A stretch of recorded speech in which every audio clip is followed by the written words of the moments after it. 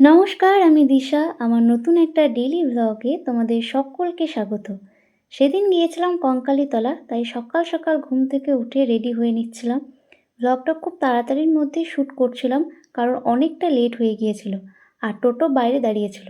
তাই রেডি হয়ে তাড়াতাড়ি টোটোতেও উঠে পড়লাম। আর সেদিন দিদির মেয়ে, আমি আর একটা মাসি মিলে গিয়েছিলাম। আমাদের তো বলেইছিলাম যে দিদি এলে এরকম ছোটোখাটো টুকটাক প্ল্যান আমাদের হয়েই থাকে।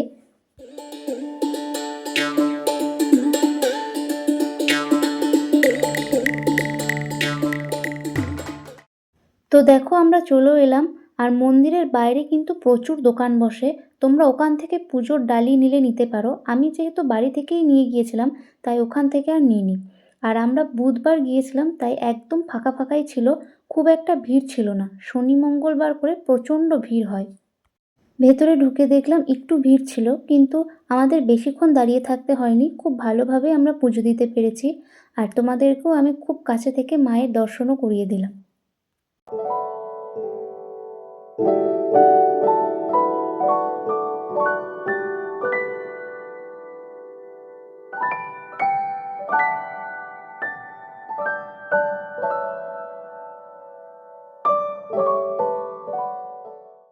তো পুজো দেওয়া তো কমপ্লিট হয়ে গিয়েছে। এবার বাইরে যে ঠাকুরগুলো ছিল সেগুলোর কাছেই গেলাম। চারপাশটা একটু ঘোরাঘুরি করার পর এবার গেলাম সেই কুণ্ডটার কাছে।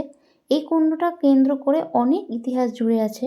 তো আমি ঠাকুমা দাদুদের কাছ থেকেই শুনেছি। জানি না কতটা কি সত্যি, কিন্তু যেটুকু জানি সেগুলোই তোমাদের সাথে শেয়ার করব। কথিত আছে যে সমগ্র বীরভূমের জল শুকিয়ে গেলেও এই কুণ্ডের জল কখনো শুকায় না। সতীর দেহের কোমরের অংশটি এই কুণ্ডে আছে। প্রতি বছর চৈত্র সংক্রান্তিতে এখানে দেবীর পুজো হয়। বছরের ওই নির্দিষ্ট দিন ছাড়া এই কুণ্ডে কখনো কেউ নামে না। আর অনেক মানুষই এই জল পান করে নাকি তাদের রোগ নিরাময় হয়েছে। তো এরকম আরও অনেক কিন্তু ইতিহাস জুড়ে রয়েছে এই কুণ্ডটিকে কেন্দ্র করে, এই মন্দিরটিকে কেন্দ্র করে, যেগুলো আমি তোমাদেরকে পরের কোনো ভিডিওতে শেয়ার করব। তো এইদিকে সবাই মিলে প্রণাম করে তারপর চলে গেলাম আমরা শিব মন্দিরটিতে।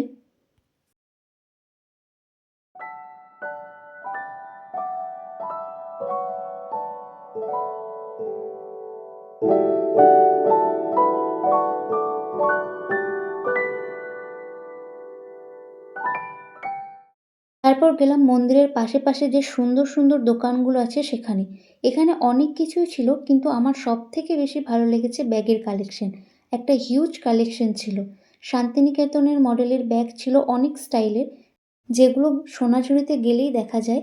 তারপর প্রায় সব দোকানগুলোই ভিজিট করে গেলাম খেতে। সকাল থেকে যেহেতু উপোস ছিলাম, তাই প্রথমে মায়ের পুজোর একটু প্রসাদ খেয়ে তারপর খেয়েছিলাম মুড়ি আর ঘুগনি। আর দিদিরা ওইদিকে খেয়েছিল লুচি আর ঘুগনি। তো তারপর খাওয়া দাওয়া শেষ করে আর বেশিক্ষণ বসিনি। তারপর টোটোতে উঠে গেলাম, আর আমাদের মন্দির থেকে বেরোতে বেরোতে ওই 1টা মতো বেজে গিয়েছিল। তো এই ছিল আজকের আমার ছোট্ট একটা ভ্লগ। ভালো লাগলে অবশ্যই একটা লাইক করে দিও। আবারও দেখা হবে একটা সুন্দর ভ্লগে। ততক্ষণের জন্য সকলে খুব ভালো থেকো, সুস্থ থেকো, সাবধানে থেকো। সকলকে জানাই টাটা।